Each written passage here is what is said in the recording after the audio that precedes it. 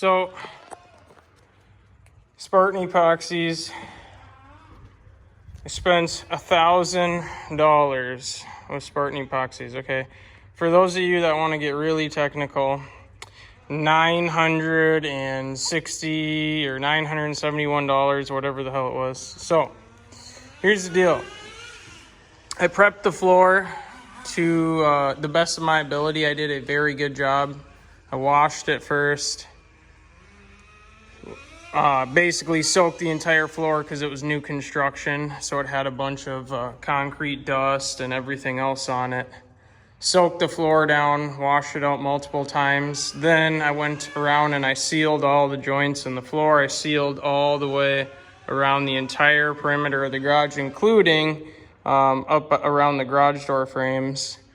And I let that cure. And then I acid washed the floor with etching material, which I'll show you guys what I used. And after I acid washed, I rinsed again. Then I pressure washed. I used that new bad boy right there. That one didn't want to start, but pressure washed the entire floor and got it to the point where it was spotless. And I mean spotless. Now, I couldn't really tell if this concrete floor was sealed. When you pour water on it, it wouldn't wad up. It would kind of start to soak in, but it wouldn't do it immediately. So that is why when I went on Spartan Epoxy's website, I ordered what I thought was going to be a basically three-car garage primer kit. And I ordered more than what they recommended for the primer because I wanted to put a humongous layer of primer on the floor before I did the epoxy.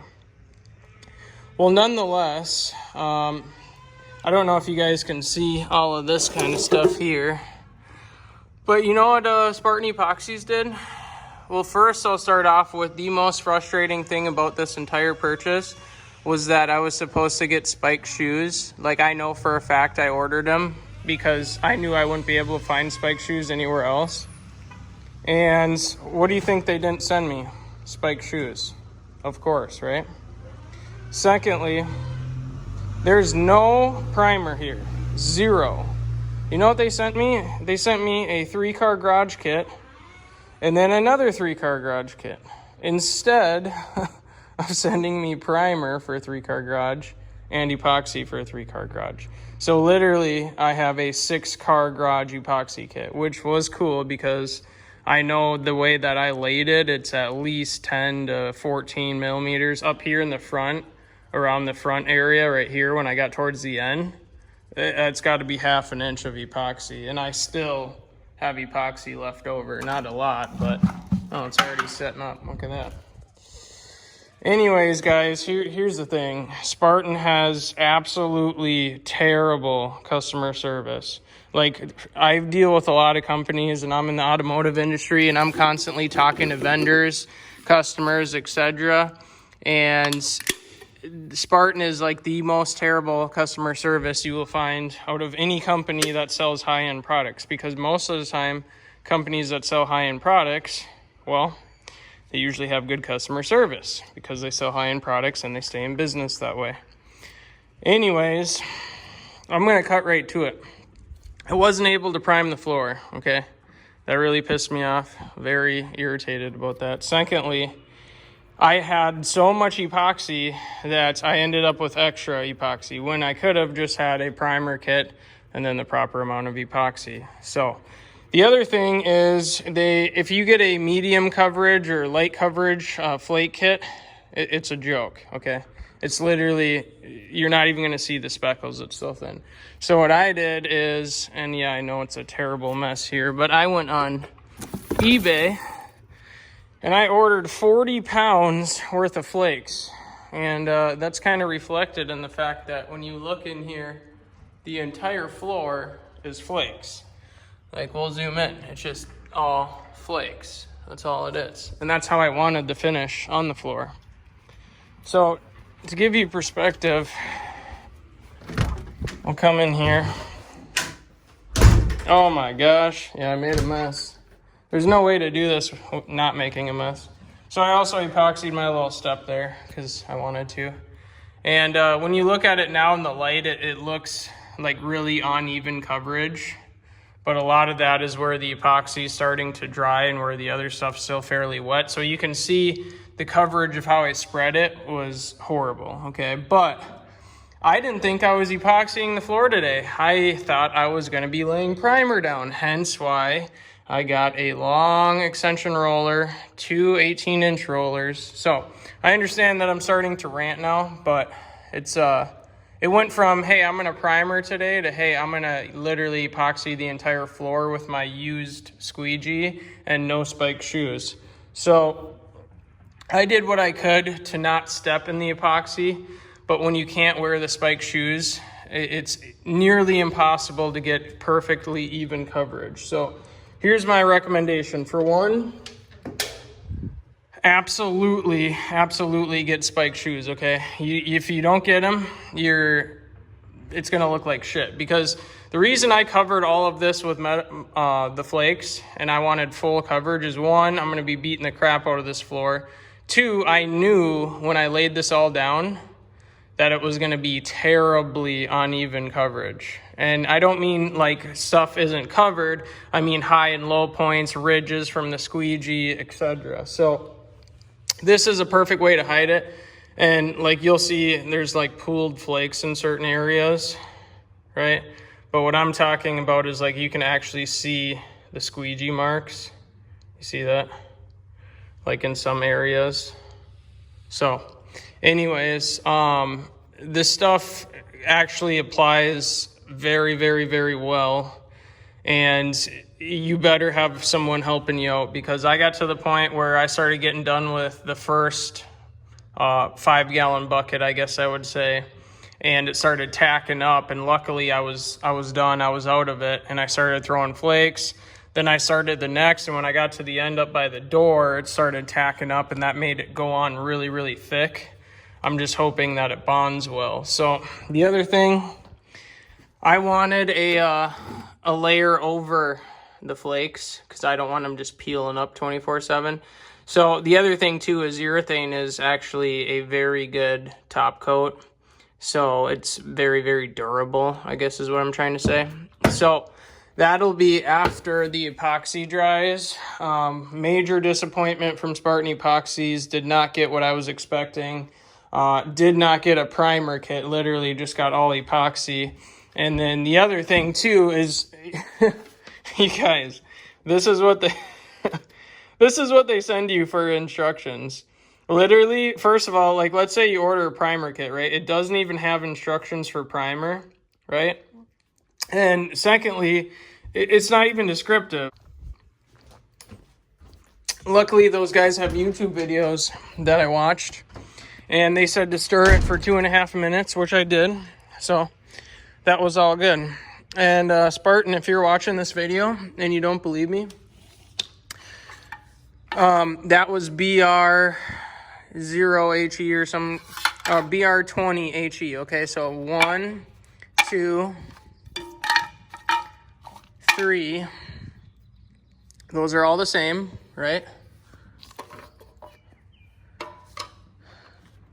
4. Okay, all the same. 1, 2, 3. And then where'd my other, oh yeah, and then that was one of the part A's, and then I had a big can of part B. So literally I got no primer whatsoever. So if it doesn't peel up in the spring, I will post another video and update everyone on that. All right.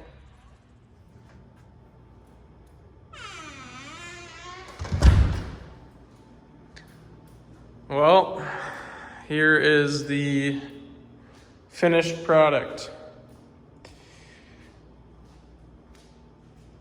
So, I'm gonna put another disclaimer in here.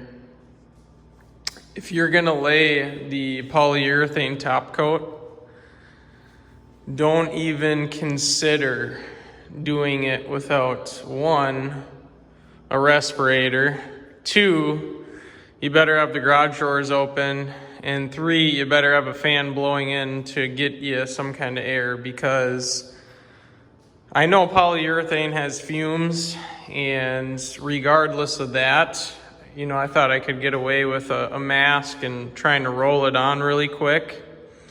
And by the time I got to the door, because I started on the end over there, I was about passing out from the fumes, because I had the garage door shut because we had potential rain in the forecast, which it didn't actually rain. But nonetheless, for those of you considering doing a floor like this, that polyurethane's no joke. I mean, my throat and lungs were sore for like a day. So long story short, I think it turned out all right.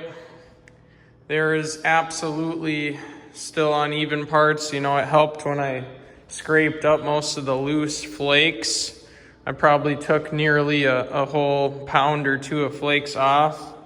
But again, not having the spiked shoes, there is still ridges, there's still high and low spots. And even when you think that you have applied it and spread it very evenly, I'm having difficulty finding it right now, but there were a couple spots where the epoxy self-leveled, and it actually thinned out to the point where it was nearly bare concrete. I know one of the spots is over here. So there's a spot right there, okay? And when I see that right there is concrete right there. When I squeegeed this stuff around, I mean, I thought I had it on thick. Now, again, that's probably why having the primer below the epoxy probably makes the epoxy bond better to the primer than it does to the concrete. So long story short, the floor is done. You know, I was doing it for the first time, laying epoxy down. I didn't have extremely high expectations, but floor turned out all right. Still a little salty that I didn't get to put primer down first, because I think that would have made it more durable. And secondly, them not sending me the spiked shoes that I think I paid $30 some for. Ridiculous as well. I don't know if I'm going to reach out to them and ask for anything or not. I mean, at this point, my garage floor is done. I had one weekend that I was planning on knocking it all out, 3-day weekend. And with my work schedule, and being that we're still setting this house up, and I got a bunch of other projects, starting another shop, too much going on. So long story short, I think it turned out pretty good. I am happy with the way that it looks, but you open the garage door, sunlight comes in, you can see still some squeegee marks, still uneven spots. But really, I'm just curious how durable this floor is going to be. I don't know if the polyurethane is going to help make it that much durable, because it did go on really thin. I will say their grip solution does work. I don't know if it's just the flakes in contrast to the polyurethane, or if it's the actual grip solution. But what I did notice, and I mixed it extremely well, is some spots, even regardless of how many flakes are there, are smoother than others. And when I say smooth, I mean like more slippery. Like if I come over, well, I'm not going to get you a good example. And that was just me not being able to throw the flakes far enough. So if you're trying to do a floor like this, you should have one buddy throwing flakes behind you as you're pulling the epoxy backwards. And again, spike shoes probably help that process. So here is the finished product. I am happy with it. But we'll see how well it holds up. All right, guys, that's a wrap for this video.